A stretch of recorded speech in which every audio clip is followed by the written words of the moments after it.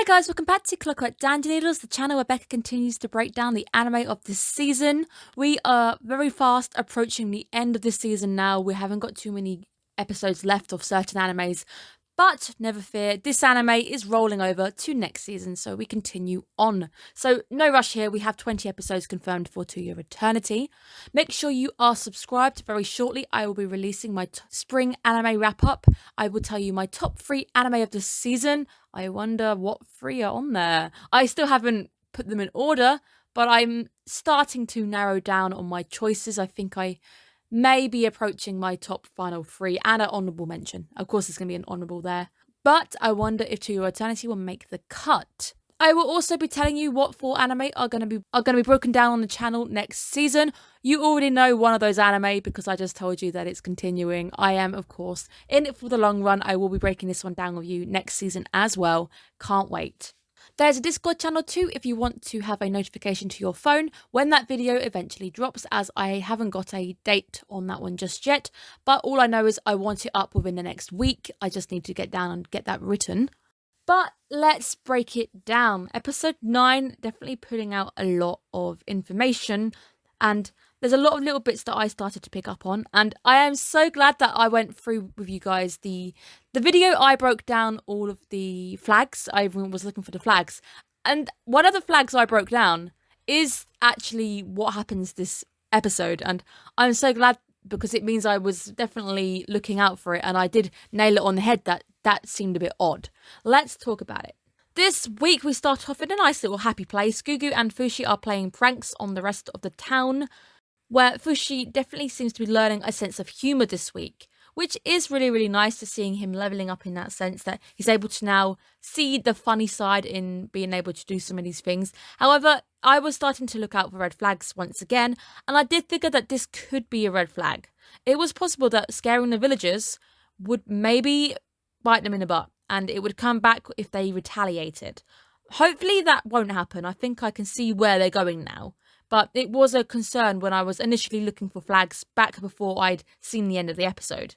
Fushi is demonstrating that he can form shift a lot easier. He can now just swap between forms seamlessly, which is very, very nice. So he'll go wolf to the bear, then back to March again. This week we are starting on the move. So Gugu and Fushi never went back to Boozman. The second red flag I did start worrying about was the fact that Gugu collapses. Gugu isn't able to look after himself, he's not eating. I was concerned, but this ended up being a false red flag because it's something that we deal with in this episode, and it's also the way we deal with it as well is absolutely fantastic. Fushi shows us how he processes his experiences. He sees Gugu needing food, so he recalls upon all the memories where food was involved. Just seeing all those moments where we've actually just seen him experiencing eating or just seeing a food. But it is level up this week. Fushi definitely seems to be leveling up despite what the narrator says later on in the episode. I do think Fushi is gaining little bits and pieces. He's now able to make food when he wants. Up until this point, we've only seen him manifesting items which would have been the cause of pain. So an item that caused him a negative experience. But this week we're seeing the flip side. Not only are negative feelings and emotions strong, you also get some strong good emotions, and it seems that we're focusing on this strong good this week because to some people in the world, there's a lot of food channels out there. Food literally brings people joy. Good food can bring anybody happiness. So the times when Fushi has had food, and some of them have been good moments where they are in the anime for the first time, they were eating food and it was new for him, is a good experience. So seeing him now starting to recall on good experiences, not just bad, is a good level up. I like the fact too that the narrator is chipping in a lot this week. That also got my little red flags kind of waving in the wind, but I wasn't sure what initially to sin.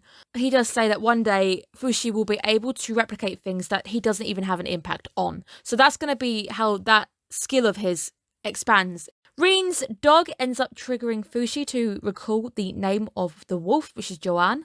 We will never probably learn the boy's name, but we all remember the scene where Fushi met the boy for the first time in his wolf form, because that episode, it left an experience with me. It left a very strong emotion with me. Gugu vocalizing now the thing that we all know as an audience, but Fushi hasn't quite been aware of.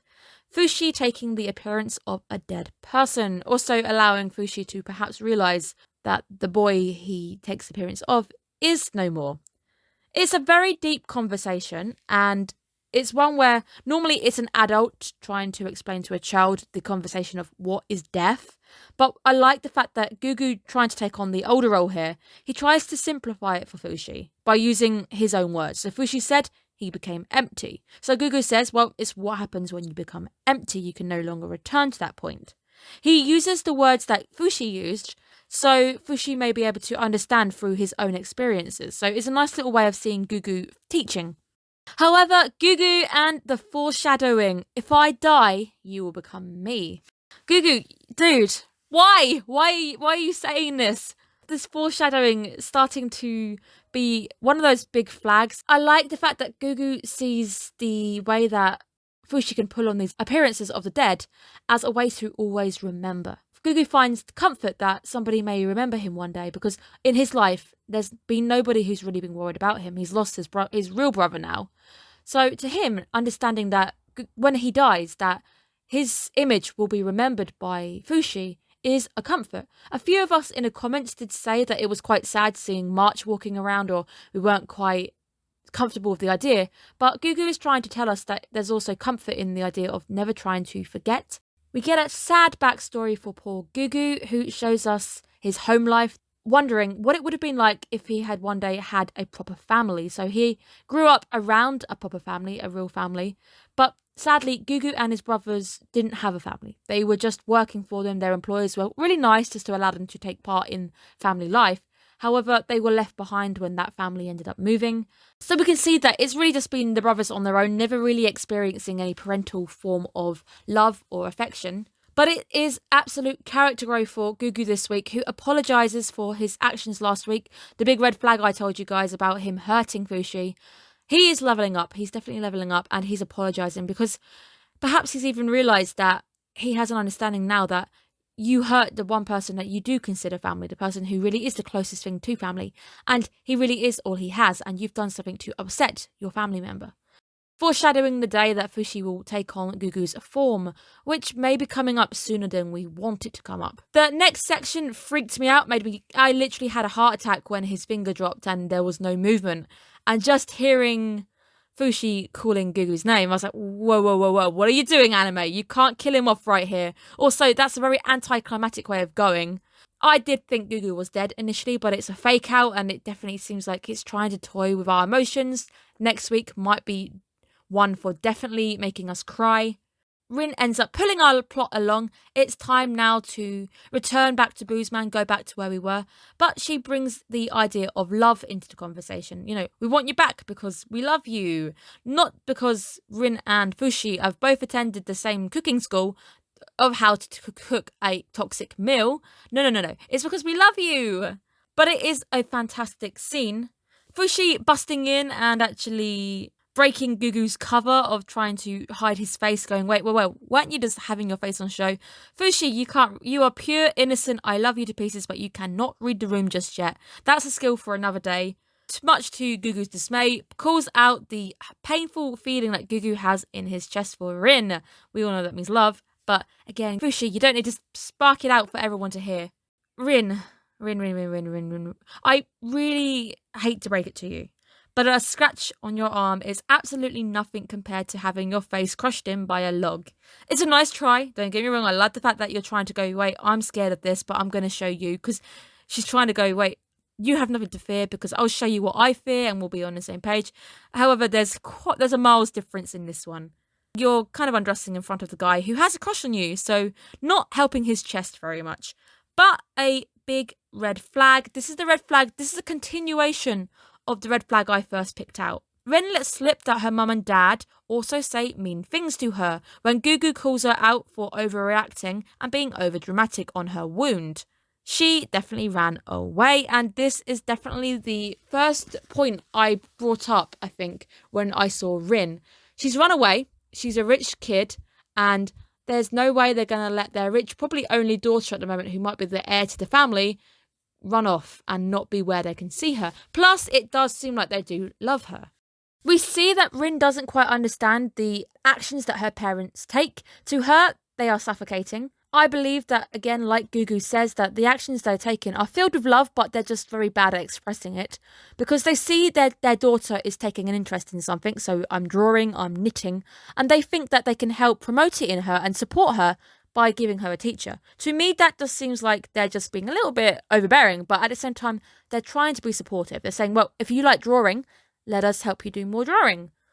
Rin feels cramped, she feels trapped, she's always being monitored, she's always got someone with her being pampered, she's never really getting any time on her own, she's feeling a bit suffocated by this, where she's under a constant watch and perhaps feeling like she's being wrapped in cotton wool because her parents overly love her. It's the extremes. It's the fact that Gugu's come from a family who didn't love him, and obviously we don't know what happened to their parents, but he's had no love, whilst Rin has had too much.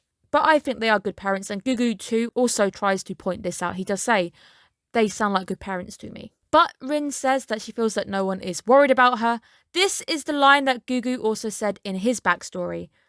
So he initially relates to the idea of no one worrying, and he hears this, and this kind of softens it a bit. It swings the conversation around. When Rin then kind of stabs at him with some words, Gugu breaks down. And the reason Gugu breaks down is because he technically lost his life the way as he knew it. He was able to work. He can't work anymore. He lost his face saving Rin. Hearing her complaining about that person who saved me, and oh my god, it must have been someone who hated my dad. Her complaining about the person who saved her, not realising that person ended up losing their entire life as they knew it, it cuts deep, and it's the reason why Gugu just starts to break down. She does do a 360, and I do like her for trying the 360. Human or not, you are still you. This is accepting him for him, just like Gugu really wants. He says that real families can accept that with one another. They accept the real person behind it all. That's really all he wants, and Gugu starts to realise that he's got a bit of a strange family, but it's a family nonetheless. Her saying that I want to know you better, Gugu, you may be in with a chance if this anime wasn't to eternity, and it's probably going to end very bad soon. But this was definitely a positive sign with the two, seeing these two interacting and actually building a bit of a bond. He finally comes out of his bug impression. Gugu apologises once more. He's definitely apologising a lot more this week. It is a great development for him. Sadly, him also making development is a bit of a red flag because sometimes a story will get rid of somebody as soon as their development arc is done. So if they've learned something big, think about Iron Man. His story came to a close. He'd got a family finally. He'd come round. He's finally did something selfless. Arc over. Then he can die peacefully. There's also a fact that with Gugu now starting to make these 360s and come full circle and finally developing like this, the anime will finally go, wait, this is a good time to cut it off. Kenjiro! Oh, my boy surprising me this week with a surprise visit. Wasn't expecting it, haven't seen you in a while. That's the voice actor for the narrator. He drops a little bit of a red flag upon us all that Is Fushi having fun being a human? Is he having fun learning? Which is a bit of a red flag, especially with what happens next. He starts to remind Fushi that the enemy is always lurking and he should always be cautious. It is a word of caution here, trying to set you up for what happens next. But seeing Fushi actually lobbing fruit at him, seeing him as a bad guy, seeing as a threat, is a little bit worrying. You should maybe listen to what you are being told, because what happens at the end maybe could have been approached in a different manner. The anime finally confirms my initial red flag. Rin is a runaway. We see her being captured by someone in the streets, but she does manage to break free. However, you can bet your bottom dollar that this is not going to be the last attempt if they really want to get their daughter back. But this, I felt, was it. I felt like this was definitely it. This was one of the big red flags, what could possibly go wrong for Gugu. It's a possibility that they're going to come back, they're going to come knocking and see her hanging out with a monster, Gugu, and they're going to think that he kidnapped her. They're going to maybe try and put Gugu in danger. A twist at the end may also be the big main flag. I think there's two main flags that we were trying to pinpoint this week. One was given to us early, the second one was teased this episode and happened to this episode. Rin was using the mask to hide her own face, which means she actually risked quite a bit to come out and find him, showing that she really did actually care for him. She put a lot on the line just to come out and try and find him, where love seemingly is in the air, but then Fushi comes along and he wrecks the moment once again. Our boy not quite on social cues just yet, something to learn a bit later down the line. As we start heading back to Boozman, where it feels like we've come 360, things might be okay, we're going to try and keep Rin safe. Things are about to go downhill. We see yet more 360ing as Gugu's arc coming nice and full circle, makes some really big developments here. Gugu has accepted his lot in life. He says, I'm no longer angry, I no longer really care about me. This is huge growth, but it's also a big red flag. To make the most emotional impact, the character will die when he's learnt something big and he'll finally die, just to make a bit more impact, of course. Rin ends up being confronted and seen by perhaps a nurse who looks after her, a tutor perhaps as well, a maid. Her being escorted off by a masked person. I mean, he's quite small. She must think that she must at least see it as a child escorting her away. My charge is being dragged away by this scary masked being. It was adding to the danger that was building on that side of things. Fushi using March as a distraction and actually catapulting himself onto the road. That was funny, and it's also showing that he was quite resourceful at that point. He used his brain, he saw this woman, and he just turned himself into a child, which really, really helped because she slows down for the child. She sees the child is hurt. Great bringing out her character. I sense that she sees a child. She could be going after her charge right now, but the child she sees is hurt. So she picks up the kid. Twist at the end. Fushi is attacked by our lurking shadow. And before this happens, the narrator actually interjected going, wait, no, he's not. I should have paid a bit more attention to that because we hear Gugu say, oh, he'll come right back. And then the narrator suddenly answers and goes, no, he's not. And I was like, it's very rare for you to answer somebody, but maybe showing us that he has got the ability to be a bit omnipotent because he definitely knew what Gugu said and what he said seems to counter what he said.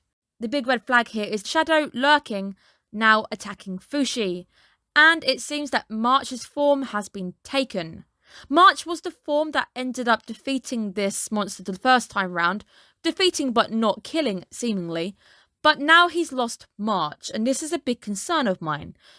We see next week that Gugu tries to help Fushi, but having a human up against a force of nature that even Fushi, an orb with very abnormal powers, can't even beat right now, it's going to bode very badly. There's no way a human's going to have too much on this one. But I kind of predict that it's a possibility that Fushi's going to run out of options, run out of all of his forms, where Gugu will die, and then Fushi's going to take on that form, and that will be the form that he uses to overcome the shadow. Lots of interesting stuff being given to us this week, and now we're anxious. The anime has left us at a bit of a cliffhanger. We've all got to wait 7 days now. Hello, welcome to Trauma Monday. I think next week could be quite painful as well if things go wrong.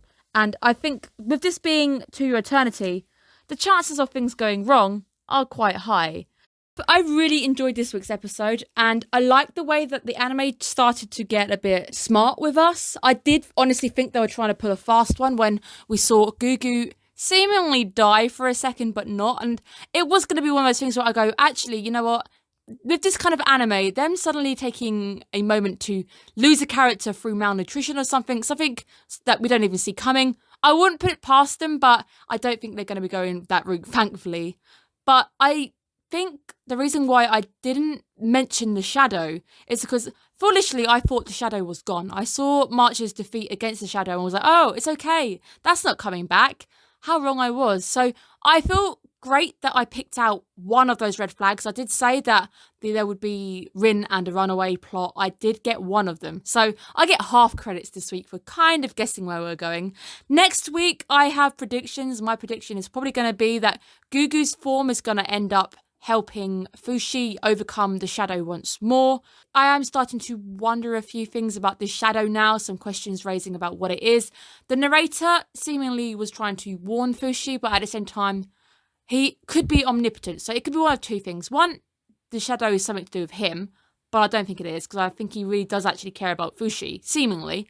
Or two, he is omnipotent and he can see what's going to happen in the future. So he knew it was coming up, and Fushi, being unaware, actually dropping all his defences, was something he wanted to prevent. But however, it still occurs, and it seems we've lost March's form for now. But at the end, we saw March laying in Gugu's arms still, so there were two Marches. But then that's before we saw the petals flying away from one, going into the monster.